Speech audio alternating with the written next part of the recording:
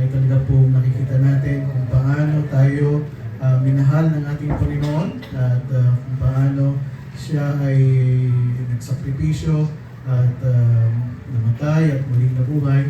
At tulad nga ng nabanggit kanina, ang ating Panginoon ay buhay magpasawalang hanggan po.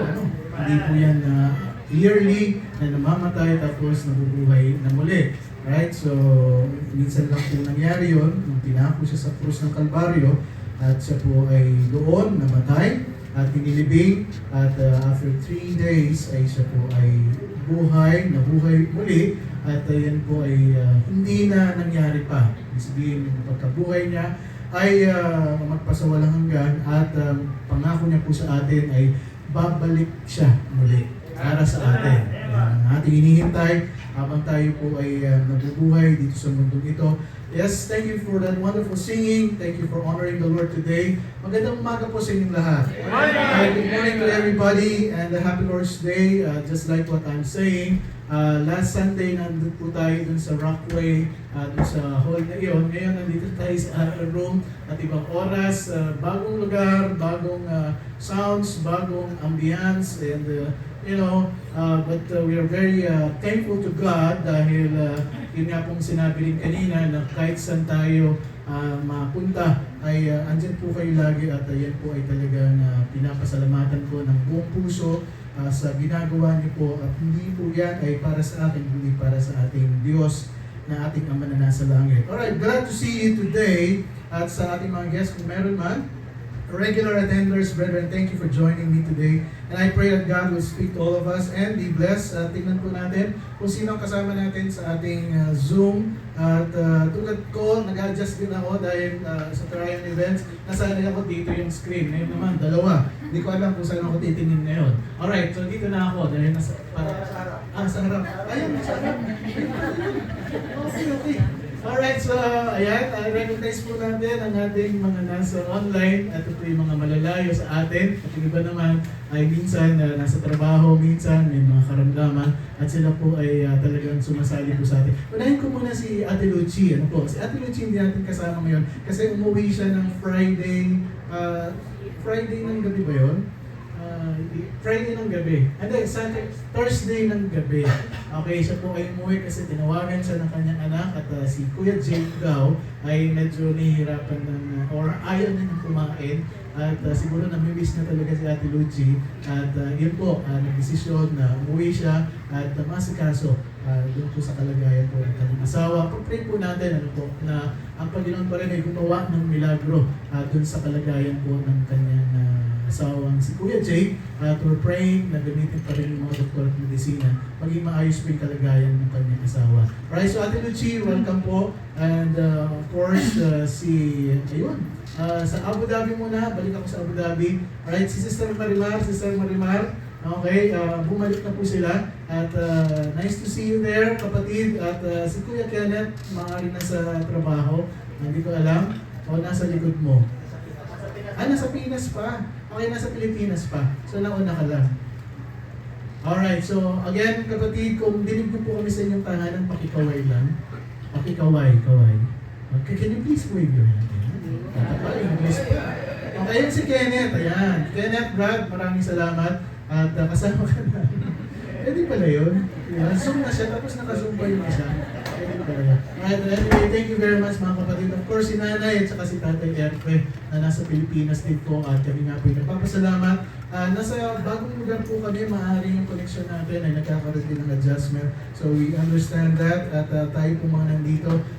Again, just feel relaxed, comfortable there, dahil ito na po ang gagamitin po natin pansamantala sa ating gawain every Sunday, at tayo po ay nagpapasalamat sa Panginoon. God provides the place every time na tayo po ay merong gawain po dito. Okay, sa ating po lahat, let us thank God now and give Him the glory. Are you ready to hear the Word of God? Alright, so we open our Bible please in 2 John. Right, 2 John, tayo po lahat ay tatayo. So stand up please and read the Word of God. 2 John 1:4. So after 1 verse 4, at babasahin po natin ang ating pinaka-main text sa ating pag-aaral. Alright, so kung kayo po nandyan na, please say amen. Amen. Okay, 2 John 1:4, tayo pong lahat ready read.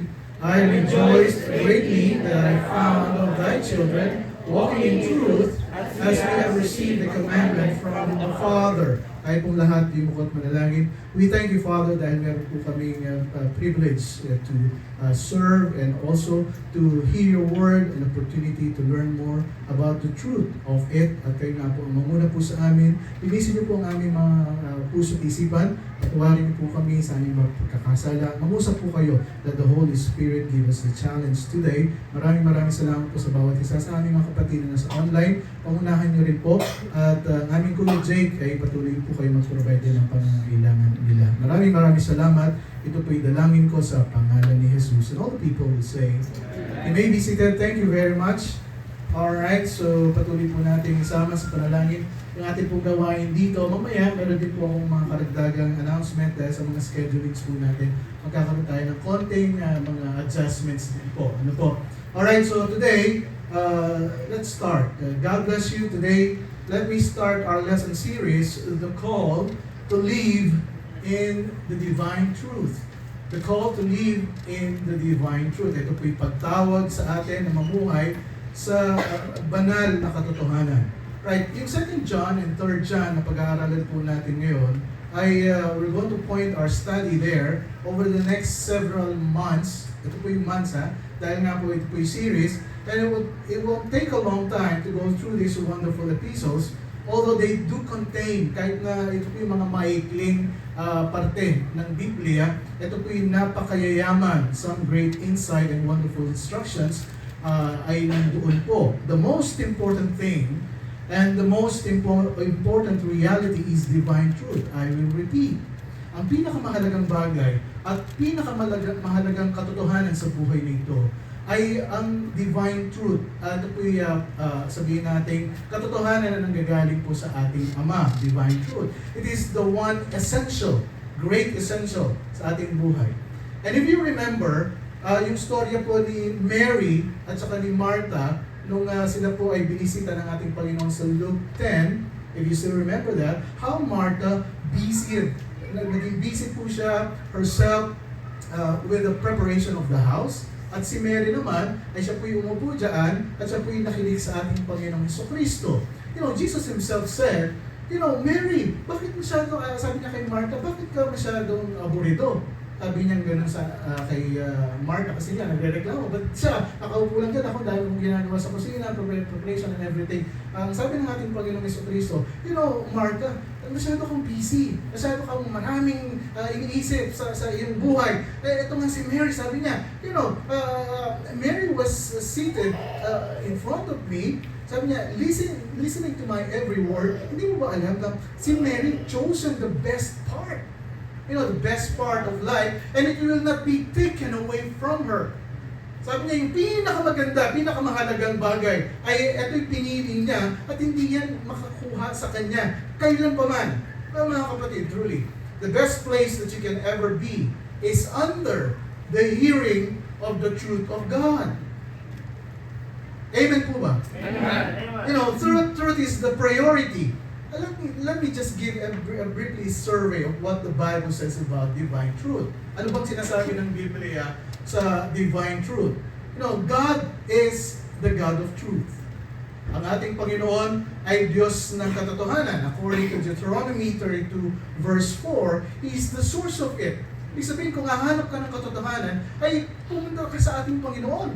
Because He is the source of it. Kaya sabi ng Deuteronomy 32 verse 4, He is the rock. His work is perfect. For all His ways are judgment, a God of what?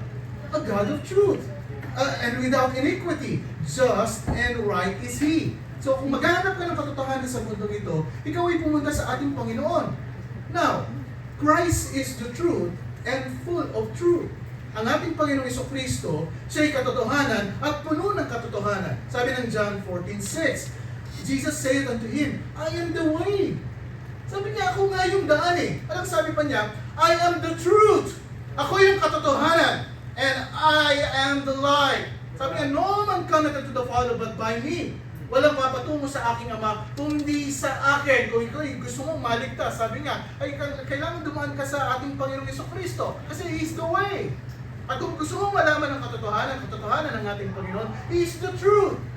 At ang sabi niya, He is also the life. Kaya nga po, kung pag-usapan natin kung sino tinanggap mo sa puso mo bilang sarili mong Diyos tagapagligtas, ay ang Panginoong Yesus. Tama po ba? Amen. Kaya may nasa ng truth ngayon.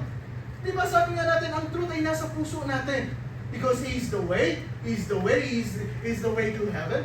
You know, binigyan ka ng access ng Panginoon through the Lord Jesus Christ, and you have the truth. Nasa puso mo nga yan eh. Di ba nasabi niya, nananahan ako sa inyo. He is the truth, is there, is inside of you. And the light, ikaw ay may buhay. No man cometh unto the Father but by me. John 1:14. And the Word was made flesh and dwelt among us, and we beheld His glory, the Lord Jesus Christ. And sabi niya, we beheld His glory, and the glory of the only begotten of the Father, full of grace and what? Full of grace and truth. You see, the Holy Spirit is called the Spirit of truth. Sabi ng John 14:17, even the Spirit of truth, whom the world cannot receive. Dahil nga katotohanan, ang mundo nito ay nabubuhay sa kasinungalingan, because it seeth not, neither knoweth Him, but you know Him. Sabi niya, alam na alam niyo siya. You know Him. Kasi nga, yung katotohanan niya nasa sa inyo, nasa puso niyo nga. For He dwelleth with you, and shall be in you. Nasa sa inyo siya. You know, the Bible is called the Scripture of Truth. Daniel 10:21, but I will shew thee that which is noted in the Scripture of what? Of truth. And there is none that holdeth with me in these things, but Michael your prince. You know, ito nga po yung sinasabi ng ating pag-aaral. You know, God is the God of truth. Jesus Christ is the truth. The Bible, the Holy Spirit is the Spirit of truth. Oh, the Bible is of the truth. Lahat na nga ay nasa yung katotohanan, ay nasa iyo na. Truly, you know, we are saved by truth. Tayo nga ligtas by the truth. We are sanctified by the truth. Tayo inihiwalay ng Panginoon sa katotohanan. Hindi nga po ba? We love the truth. Mahal natin ang katotohanan. You know, we are judged by the truth. Tayo nahusgahan, tayo nakikita natin ang ating mga sarili dahil sa katotohanan. You know, we are set free by the truth. You will know the truth, and the truth will set you up free. We worship the truth. We serve God in the truth.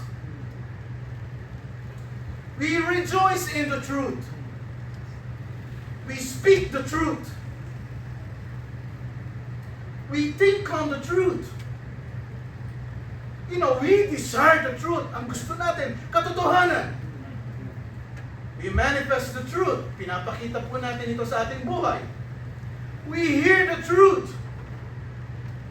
We obey the truth.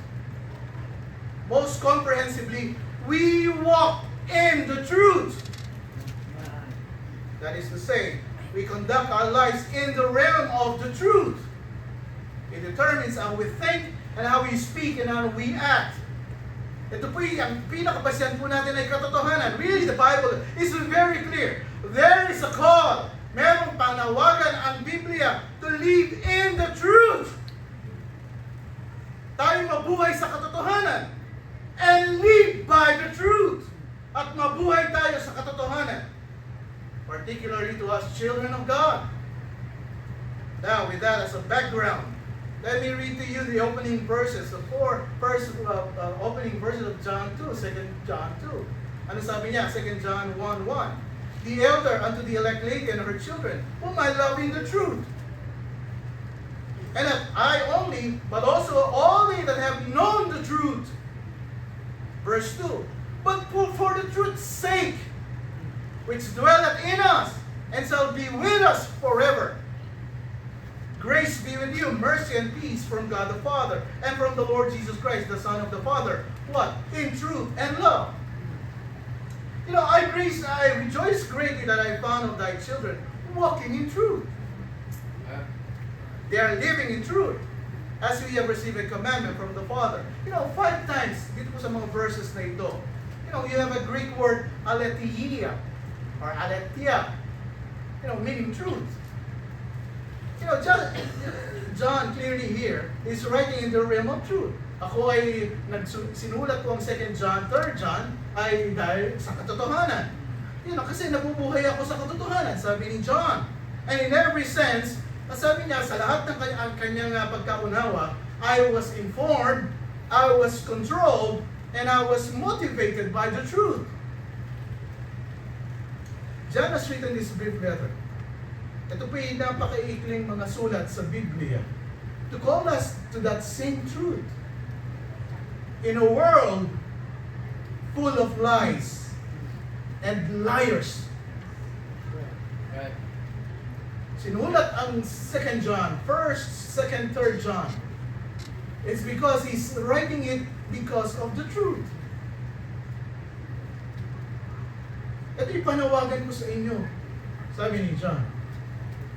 Because we are living in a world full of lies and full of liars.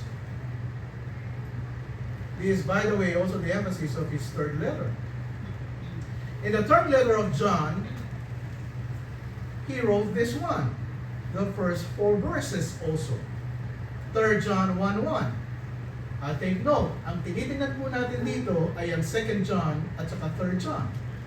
In 3 John, sabi niya, the elder unto the well-beloved Gaius, whom I love what? In the truth. Beloved, I wish above all things that thou mayest prosper and be in health, even as thy soul prospereth. For I rejoiced greatly when the brethren came and testified of what? Of the truth that is in thee, even as thou walkest in the truth. I have no greater joy than to hear that my children walk in truth. You know, ito po si John, talagang ito po yung address niya doon sa elect lady, doon sa 2nd John, and the 3rd John ay in-address na kay Gaius, nang sinasabi niya, yung sinulat ko ito sa katotohanan. At ako'y natutuwa, really greater joy that I have, na narinig ko, nang sabi niya, ang aking mga anak ay lumalakad sa katotohanan. Sila'y nabubuhay sa katotohanan. Pero sino bang hindi matutuwa dito na mga kapatiran, maririnig ko, alam mo, narinig ko na talagang siya'y lumalakad sa katotohanan. You know, nakita ko narinig ko sa buhay ni Brother Julius, ay talaga namang siya'y nabubuhay sa katotohanan. You know, masarap pong marinig yan. And even John, sabi niya, alam mo ako'y have greater joy. Hindi lang joy, kundi sabi niya, I really greatly rejoice. Talagang kung itong joy na ito i-ilustrado mo, ay siguro ito lumulundag pa na, alam mo, narinig ko na, si Brother Alon ay lumalakad sa katotohanan. 3 John 1:8, we therefore ought to receive such. Yung mga lumalakad sa katotohanan, tanggapin natin sila, that we might be fellow helpers to the truth. Nang sa ganun, lahat tayo magtutulungan dahil sa katotohanan. 3 John 1:12. Demetrius, had good report of all men, and of the truth itself, yea, and we also bear record. And you know that our record is true. Dahil kami may fellowship, dahil merong ganitong gawain, because our record is true. Dahil ang aming record ay true. Now, notice how both of these letters is about the truth in a world of lies. Sa mundo ng kasinungalingan. 2 John is written to a lady, and 3 John is written to a gentleman named Gaius. One letter to a lady, and the other to a man. Both clear exhortations to live in the truth. Mapababae yan, mapalalaki yan. Ang sinasabi ng Biblia, na lahat tayo ay lumakad sa katotohanan. Lalaki ka man o babae ka man. On the other hand, we exist in the realm of lies. Tayo po'y nabubuhay sa mundo ng kasinungalingan. And it's presided over by the arch-liar, Satan. He's the father of all lies. He dominates his subjects. Talagang ina-highlight niya yung kanyang mga gustong gawin so that people fail to understand and to believe the truth. Gagawin niya ang lahat para mabulag tayo at sabihin natin, hindi ko na nga alam kung ano yung katotohanan at hindi katotohanan. You know, he so dominates the world that men do not speak the truth. Maraming mga tao sa mundong ito ay talagang dahil sa kasinungalingan ng kalaban, ay eto na ang ginagawa nila, ito yung pinapakita ng kalaban. You know, ang mga tao ngayon, which especially mga Kristiyano, na kung saan ay binigyan ng katotohanan, sila ay pinapasok nila yung sa puso nila yung katotohanan, pero they don't speak the truth.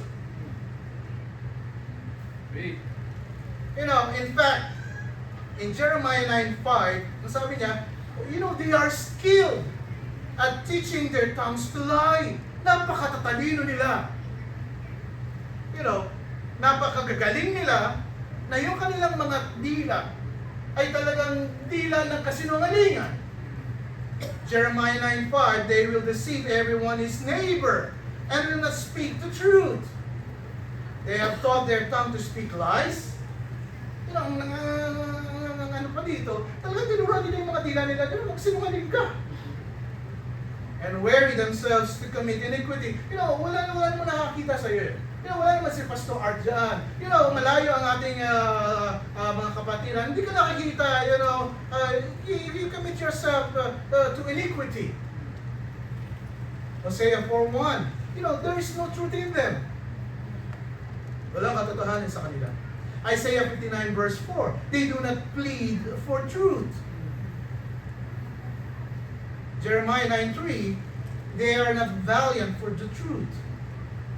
1 Timothy 6:5, they are destitute of truth. 2 Timothy 3:8, they resist the truth. You know, nilalabanan mo yung katotohanan. They resist the truth. 2 Timothy 4:4, they turn their ears from the truth. Sila ay talagang tumalima dun sa pakikinig ng katotohanan. The unconverted, in Psalm 58:3, they speak lies. Yung mga hindi mananampalataya, yung hindi naniniwala sa ating Panginoong Jesucristo, they speak lies. They live in a realm of lies. Sila ay nabubuhay sa mundo ng katotohanan, ng kasinungalingan. They live in a realm of deception and falsehood. You know, the divine indictment of all of the lost is in Romans 1:25. Anong sabi ng Romans 1:25? These people, sabi niya, they change the truth of God into a lie. You know, who changed the truth of God into a lie. Anong sabi nila? At sinamba nila, and they worship and serve the Creator more than the Creator, who is blessed and forevermore. Amen. You know, maraming tao ngayon, kung hindi ka magiging maingat, hindi ka talaga pag-aaralin mo ang mabuting salita ng Panginoon, you're going to worship the Creator than the Creator, who is blessed forever, ever. Amen. They exchange the truth of God for the lie. You know, that's how people live in the world. That's how all of us live in this world. One deception after another. People pursue one unfulfilling deception after another. O, hindi ako nagtagumpay dito. Sige, dadagdagan ko. Aayusin ko pa. You know, gagawin ko pa na mas deceptive. And truly, everybody in the world lives in one of these two realms. Dalawa lang naman klase ng tao dito, lagi nating sinasabi. You know, you either live in the realm of the truth or you live in the realm of lies. Dalawang klase. Ang taong nabubuhay sa katotohanan at ang taong nabubuhay sa kasinungalingan. The world then is divided into two groups. Those who live in the truth and those who live in lies. Now, the role of BBCDE, the role of the church, is clearly defined in the Bible. Nasa 1 Timothy 3:15. Ano sabi niya? Paul, writing to Timothy, but if I tarry long, kung ako man ay mapahaba ang aking pagpunta sa iyo, that thou mayest know, sabi niya, that thou oughtest to behave thyself in the house of God. Ano sabi niya? Ano yung house of God? Which is the church of the living God. Ang church ng buhay na Diyos. Anong sabi niya? It is the pillar and what? Ground of the truth. Ha. Ang church, the church of the living God, ay kailangan ito yung maging sandigan, must be the pillar and the ground of truth. Amen. It is the ground of truth.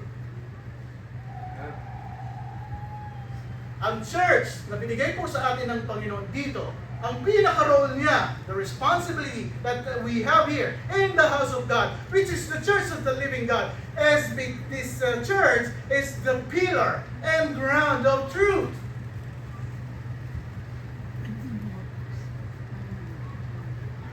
The church exists in the world to be the pillar and the ground of truth.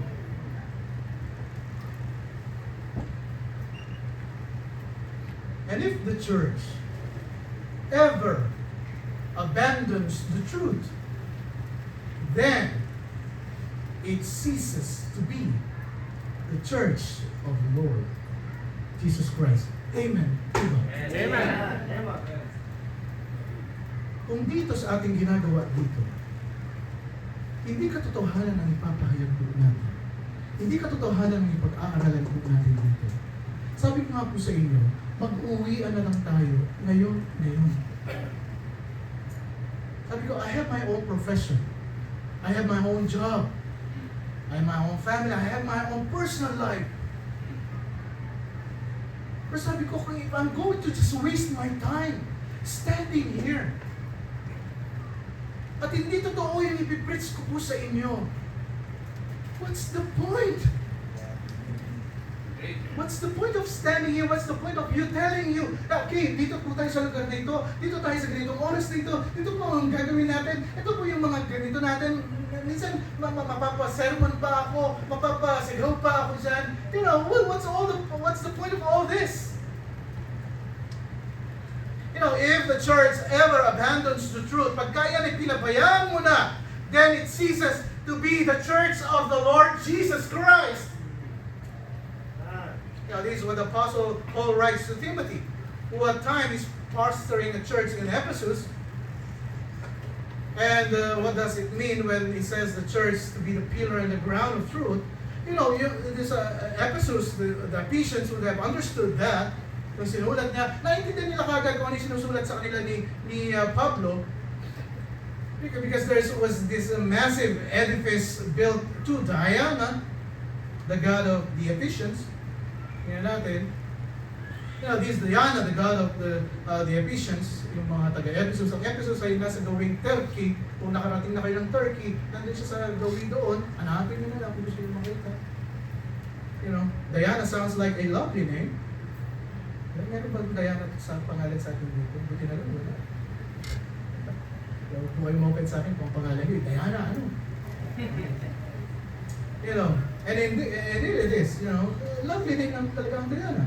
But this particular god was the grossest kind of deity imaginable. Tingnan nyo nga lang ang itsura niya.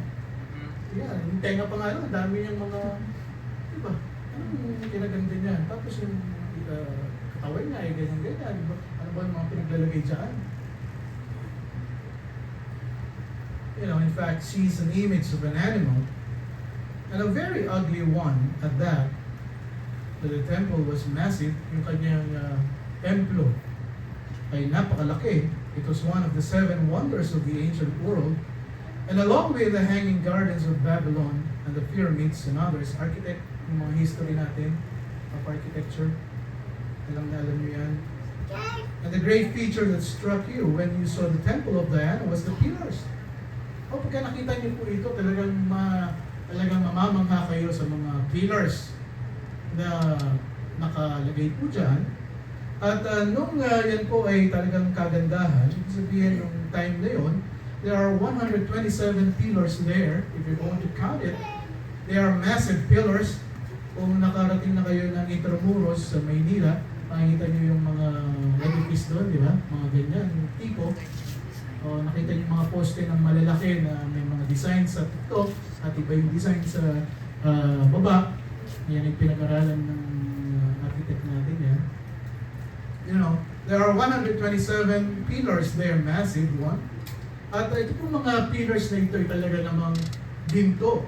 Ang kanilang talagang overlaid with golds and studded with jewels. And when you see the ruins ngayon of the ancient temple today, you only see white, mga talagang lumang-luma na siya. There was a time when many of them were overlaid with golds and studded with jewels. And ito po ay 127 pillars. Every pillar was donated. May mga nagbigay po niya to the building of the temple by a king and bore the name of that king, and it was all those kings paying their homage to the goddess and sometimes god Diana. Now these pillars held up the roof. Yan po ang nagdadala dun sa kanilang bubong, which was an immense structure made of stone. At dun sa pillar po na mga nakatayo dyan, may makikita kang mga nakasulat, kay Dareoma, the support ang ibig sabihin.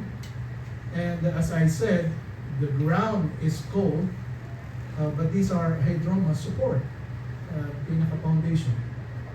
So you had this massive stone foundation supporting 127 solid marble pillars holding up this heavy roof.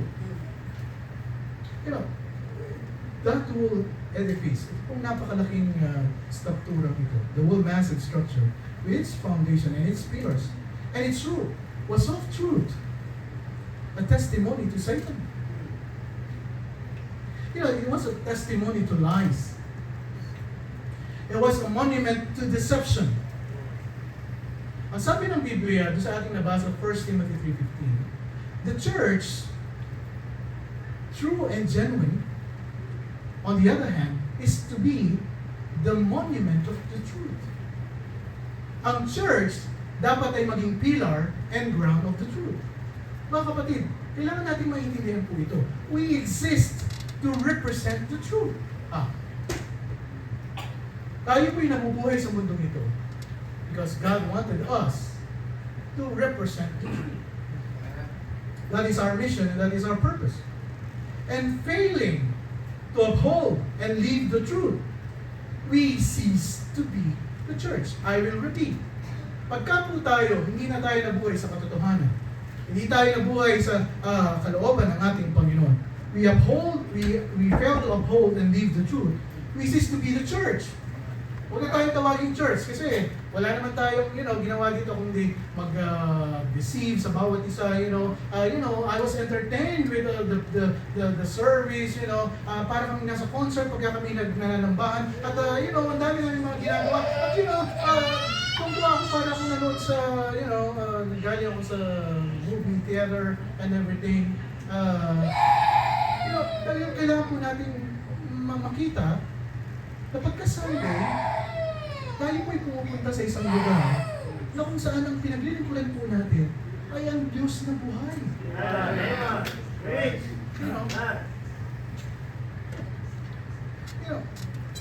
If there's anything that should ever occur in a church, it should be the centrality of the truth.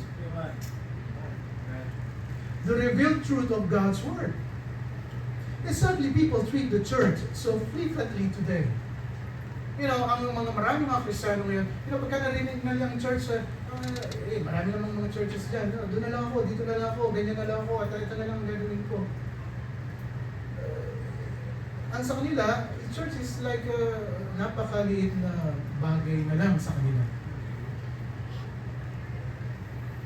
They blithely or blithely merely come in and out of church. Natutuwa naman sila, papasok sila sa church, alis sa church, never having a thought that they are interacting with the God of truth. Kayo po'y nagpupunta dito because we are interacting to the God of truth. Amen. Ang pinaglilingkuran po natin dito ay ang Diyos na buhay. Tayo po'y umaawit dito para sa kapurihan ng ating buhay na Diyos. We are interacting with the God of truth who hates deception and lies. Merong isang writer, ang sabi niya, does anyone have the foggiest idea what sort of power was so merrily invoked in our prayers? Hindi mo ba alam na sabi niya, ang ating panalangin ay napaka-makapangyarihan niya. The churches are children playing on the floor with their chemistry sets. They're mixing up, a batch of TNT. You know what TNT is in science? These like a pale yellow solid organic nitrogen compound. And, this chippy as an explosive. Tama po ba? Pinapanood namin yung Oppenheimer. Tapos sabi ko, do you know this movie? Sabi ko kay Aaron. Sabi ko, sino ba itong si Oppenheimer? Si Oppenheimer pala. Wala na. Ngayon ko lang nalaman to. Si Oppenheimer pala, napaka-genius na tao. Tama po ba? Pero he lives by himself. Kasi hindi siya naintindihan eh. Tama ba? Kwento ko na lang sa iyo. Para Oppenheimer. Nakikita niyo yan. Oppenheimer. Yan. Si the movie. Right. Maganda naman po yung Oppenheimer. Siya po ay din genius siya na tao. I think, what's the nationality of Oppenheimer? English ba siya? He's an American. Yeah. Okay. German American. Yes. Alright. So, I think napakatalinong scientist. Ika nga. Siya nag-aaral. Habang nag-aaral, talagang siya po ay nirecommend sa isang kolehiyo or university na talagang doon talaga yung mga magagaling na mga scientists. Nagpunta siya doon and everything. Hanggang sa, hindi ko pa actually natapos. Kwento ko na kasi ngayon sa amin ni Aaron. Alright, so ito pong si Oppenheimer ay napakatalinong tao at talagang pursige siya, sabihin scientist. At siya pala yung nakadiscover ng nuclear weapon ba? Yeah, the spirit of splitting of the atom, which is create bomba or nuclear thing. Ganun pala yun. Hindi ko alam. Right, so natuklasan niya kung paano nag-split yung atom. Kasi yung pinag-aaral natin, yung molecules, yung sasama-sama sila para maging atom. Tama? Siya naman talagang paano separate. Okay, so na-discover niya yun hanggang sa siya po yung tinawag na yun nga, nakadiscover ng nuclear element and everything, nuclear bomb. At siya po ay kinontak ng mga bansa at siya po ay naging parte ng paggawa ng nuclear bomb and everything. Ang nakakalungkot lang ay dahil nga ganun yung kanyang katalinuhan at ang sabi niya, napakatalino ka naman na ito yung aking nagawa and everything at hanggang sa matapos yung istorya ay parang nagkaroon siya ng depression dahil sabi niya, kundi sa akin ay maraming naapektuhan ng mga tao, maraming namamatay na tao dahil sa aking na-discover. So sabi niya, doon sa buhay siguro niya, hindi pa naman. So sabi nag-suicide daw siya kami. Yeah. Yes, just say something like that. But anyway, siya ay na-depress and everything hanggang sa kinuha niya yung buhay sa sarili niya. So, I haven't actually finished the movie. Sinantok na ako. Puro salita siya. Kung kwento sa akin, ganun pala siya. Anyway, tatapusin ko sa pagka-free ako. So ito nga po, ang sabi niya, ang church ay hindi naman mga bata na they're playing on the floor with their chemistry sets, and gagawa sila ng TNT, make a bomb, to kill a Sunday morning. Sabi niya, to kill a Sunday morning. It is madness to wear. Sabi niya, ladies, velvet hats to the church. Sabi niya, okay, maraming mga pupunta ng church, mga ladies talaga nakabelo pa, yung kanilang mga ulo, yung sabi niya, we should all be wearing crash helmets. Sabi niya, dapat ang isuot natin, sabi niya, ay yung mga talagang solidong mga helmet, pagka pupunta tayo ng church. Ushers should provide, sabi niya, yung mga ushers natin dito, kailangan mag-provide kayo ng preservers and signal flares. They should lash set us to the pews. Sabi niya kasi, for the sleeping God, we say we worship, might wake up and take offense. What this writer is telling us, pupunta tayo ng church, gagawin natin ang lahat. Pagpagod tayo, gigising tayo ng maaga, maghanap ka ng parking dyan, ikot-ikot, di mo alam kung saan ka mag-parking. babalikan mo pa yung banner para may sabit dito. Sabi ko, kasi Brad, isang linggo na yan. Pinag-usapan namin, dalawa yung kausap ko, coordinate dito, nagkamali pa yung printing. Sabi niya, papiprint ko ulit. Ganyan. Sige, sabi ko, nakalimutan ko po, sabi nung kailangan magdala. Kaya babalikan ko po, sige Brad, ibalikan mo na kasi yung mga gumawa din. Siyempre, hindi nila makikita yan. Kaya dapat dito lang yung pinagpaguran. Ito sa'yo, para lang, yan, tuwa na kayo ha, yan, nakasabit na. Nakasabit na. Tsaka ang ganda naman ang gumawa niya. Nadaro na. Alright, mga minamahal, kung mga kapatid, kay Kristo.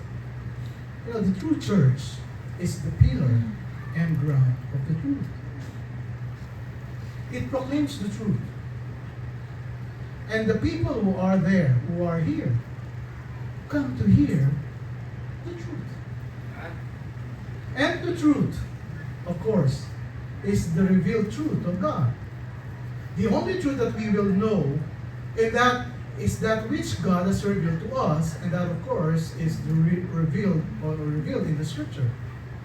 It is the solemn responsibility then of the church, of this church, to solely, without wavering, without moving, unshakably uphold the truth.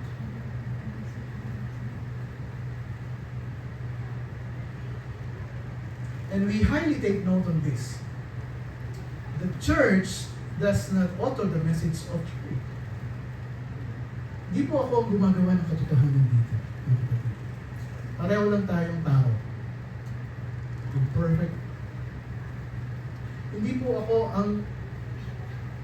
Kasi sinabi ni Brother Pastor Art. No. The church does not offer the message of truth. Pwede ko yan ihanda, pwede ko yan pag-pray, lead ako ng Panginoon sa pag-aaral po nito. The church is called to be the foundation and the support of the church. Na wala tayong maririnig dito kung ano po yung sinasabi ng Biblia. Put it in another way, the church as the stewardship of the Scripture. Ito po yung iniangatan sa atin. This is our responsibility. This is our stewardship to proclaim the truth. We read so much in the paper about this church and that church. Marami tayong nababasa, naririnig. We read all of the things that are going, especially in the Roman Catholic, church, particularly with the preoccupation with the Pope. Dami tayong nababalitaan kasi nga sila yung prominente. Now, all the things that are going on the Anglican Church, ibang mga churches, they ordain homosexual bishops and legitimize same-sex marriage. And all the church leaders meet together. Those really are not churches at all. They have really taken a name they are not entitled to, and that's the Church of Antichrist, not the Church of Christ. The Church of Christ upholds the truth. It does not tear the truth down. It does not destroy the truth. It does not mock the Scripture, nor does it substitute something else for it. It does not negotiate divine revelation. The true church has always clung to the truth. Always! Ang church po ay talagang pinaninindigan niya ang katotohanan. In the midst of every storm, kahit na ano pong pagsubok yan, kahit na ano pang persecution yan, kahit na ano pang rejection yan, whether its enemies attack from the inside, o ang enemies ay manggagaling sa labas, o manggagaling yan sa loob, the true church has always clung to the truth. And thousands through its history have paid the price for the truth rather than compromise it and abandon it.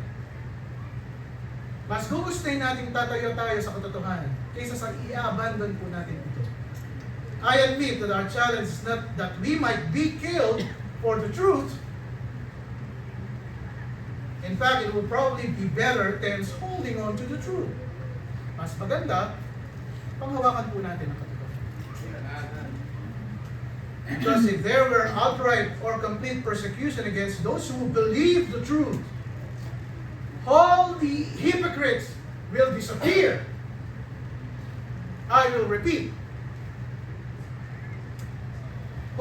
po dito, mga tao, mga anak ng Diyos, panghahawakan po natin ang katotohanan. You know, there are outright persecution, complete persecution against those who believe in the truth. Lahat ng mga hipokrito, mawawala. And the only people who will be left will be the people who really are the people of the truth. Interestingly, persecution will help us to hold on to the truth. Maganda, mayroong persecution. Yes. Maganda po yan para sa atin because it will help us to hold on to the truth because the true saints of God will receive the grace to endure the persecution that comes when the truth is attacked.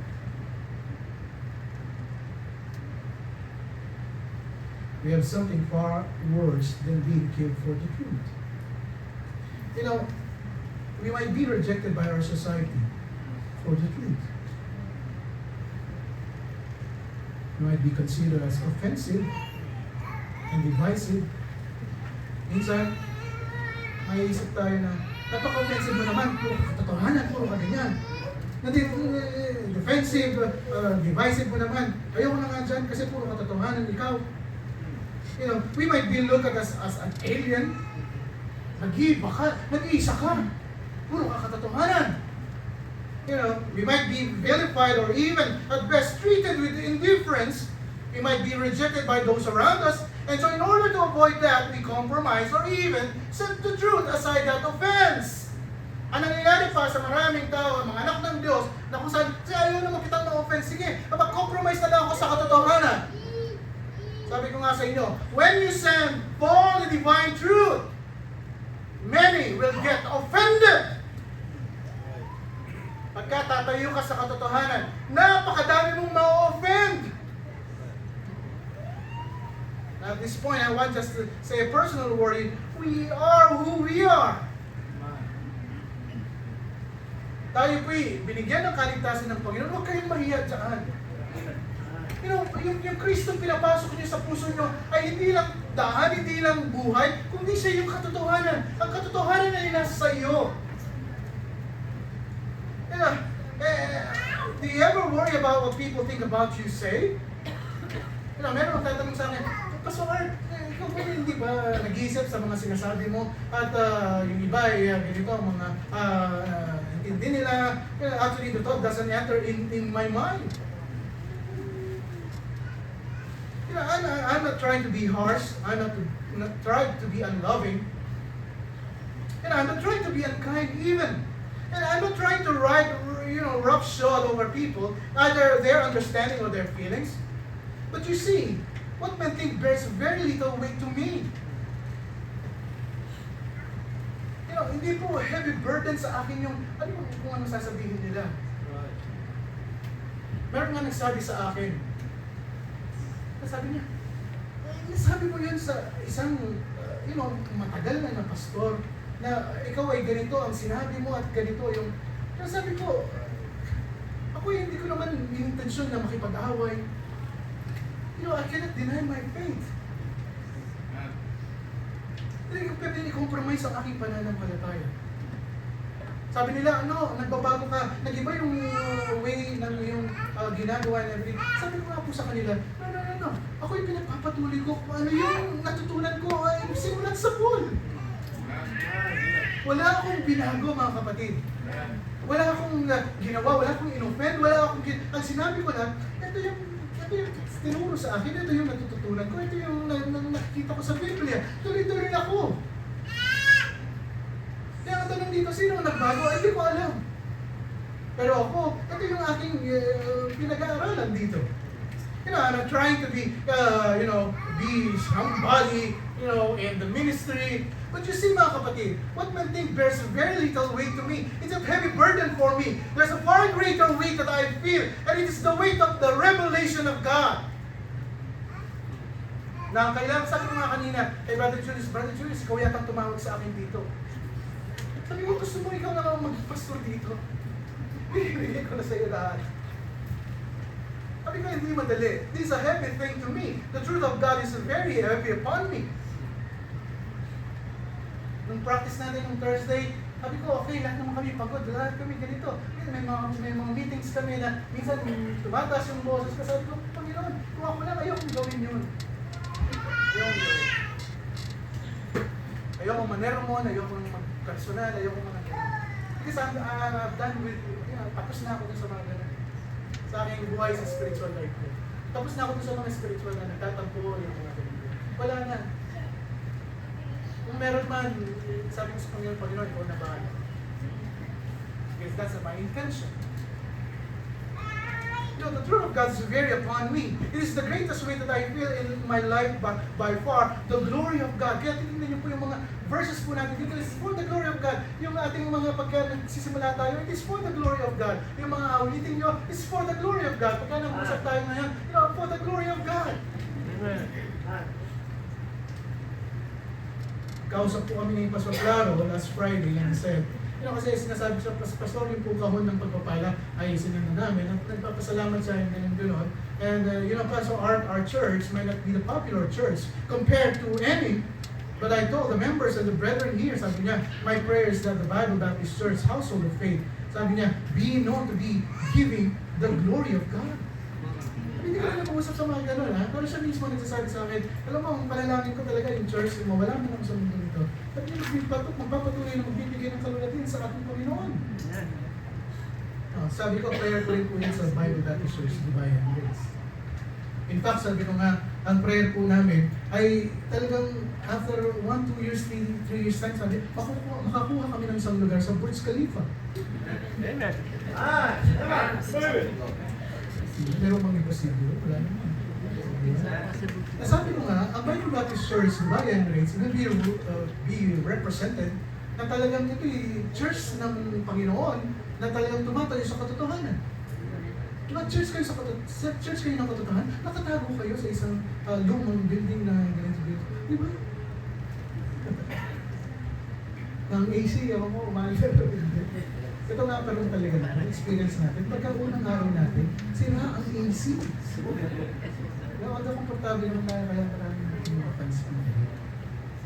Ipapasalamat naman tayo. Anyway, that is and will always be the greatest weight our lives must have, mga kapatid, is the glory of God. The Old Testament word for glory is the word in Hebrew, weight. Ito po yung talagang hindi bigat. Meron siyang, anong weight sa Tagalog? Bigat. Timba. Ano ba? Yes, may timbang. Timba. Timbang. Timbang. Timbang, may timbang. Ganyan talaga. Kasi ito natitinda sa palengke.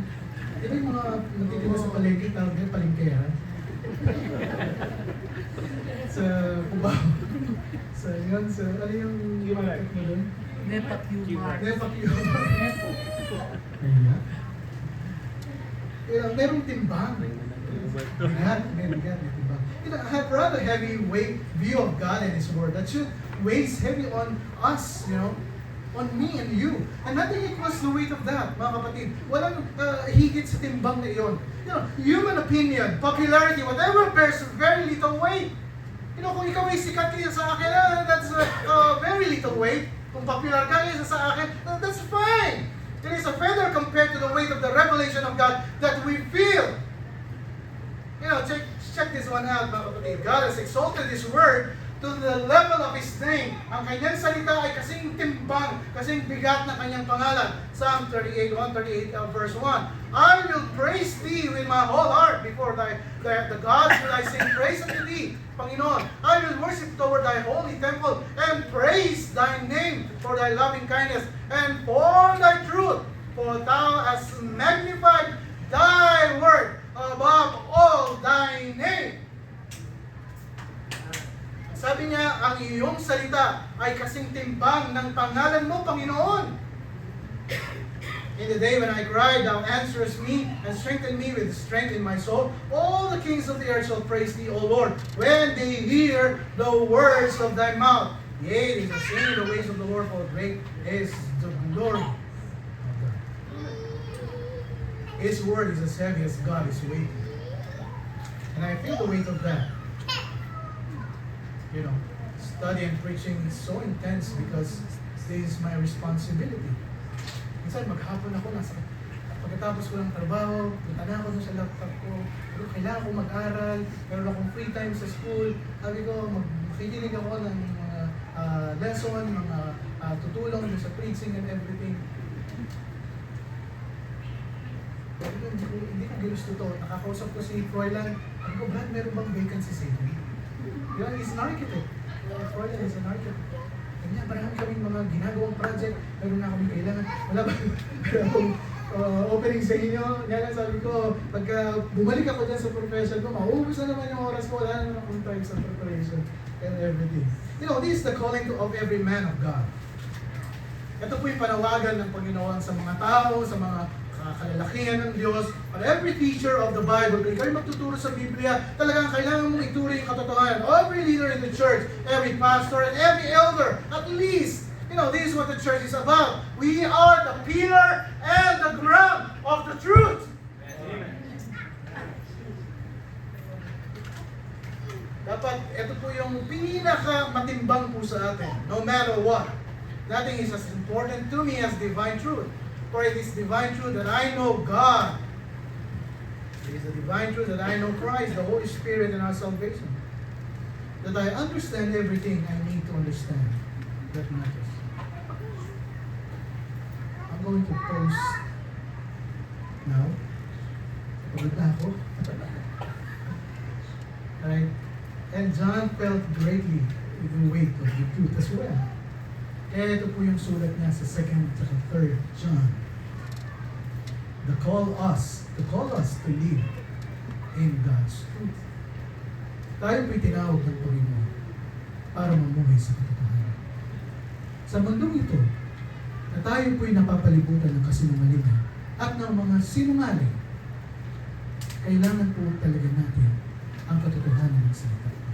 Mga kapatid, the Bible na hawak mo is the truth of the Word of God. Huwag mong ipamigay yan. Huwag mong pabayaan yan. Take time to study and read the Word of God. At ang sabi ng Biblia, and ye will know the truth, and the truth shall set. Ay, kung lahat ay tatayo. Sabi ng ating main text, 2 John 1:4, I rejoice greatly that I found my children walking in truth, as we have received a commandment from the Father, and the call to live in the divine truth. Next Sunday, ang pag-aaralan po natin, yung sinasabi sa Biblia about hospitality. Kasi pagka hospitable ka na, nakakompromise yung now. So we bow our heads and close our eyes and we pray. Heavenly Father, we thank you, Lord, dahil hawak po namin ang katotohanan ng iyong salita. Kami nga po ay nabubuhay sa mundo ng kasinungalingan. Maraming mga paligid po namin na taong masasabi po namin nagsisinungaling din. Oh, we thank you, Father, because we have your word. We thank you because God is the God of truth. The Christ that's in our hearts is the truth. The Holy Spirit is the Spirit of truth. He will guide us into all the truth.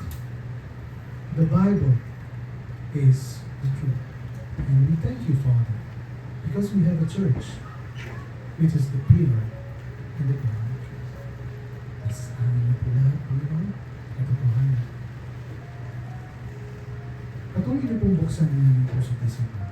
Patuloy na pong turuan kami, Panginoon, na magtiwala sa inyo pong katotohanan. Dahil kung kami po ay magdidepende sa mga nakikita po namin sa aming paligid, kasi nasabi nga, ito po ang realidad, ito yung katotohanan. Pero kung nagdadala po ito ng kaguluhan sa aming puso at isipan, kailangan po namin tignan kung ano sinasabi ng Biblia. We have the truth. As a church, we represent the truth. Panginoon, tulungan niyo po kami.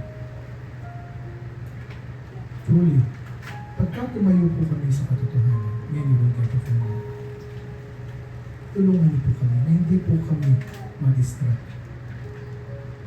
ng mga bagay na kung saan ay naninira po sa aming pagtitiwala sa katotohanan. Maraming salamat. As head or bows, eyes are closed, God's spoken to your heart. Kausapin mo ang Panginoon, kapatid. You speak to God. You tell Him, Panginoon, I understand the message. I understand it because I have the truth. I have Jesus Christ in my heart. I have the Holy Spirit. I have God the Father, who is the God of your truth. I have your word in my hands. The scripture. And now you've given me the church. The church, the pillar, and the ground. Tulungan niyo po ako. Mamuhay sa katotohanan. Maraming mga tao hindi ako naiintindihan. Maraming mga kakilala ko na maaaring mag-reject sa akin because I am indifferent. Pero ang timbang po ng katotohanan dito binigay niyo po sa amin kailangan po tayo pag-awag. Hindi po sa amin. At the end of the day, we're going to face you with the truth. Maraming salamat. Ito'y dalangin namin sa Panginoon. Habang tayo nakayuko, makapikita natin mga mata. Mga kapatid, God has spoken to your heart. Why would you come and tell God, Lord, I want to live in the truth. Help me not to be deceived. Help me not to believe in lies. Tulungan niyo po ako, Panginoon. Tulungan niyo. Respect to God. Kasama.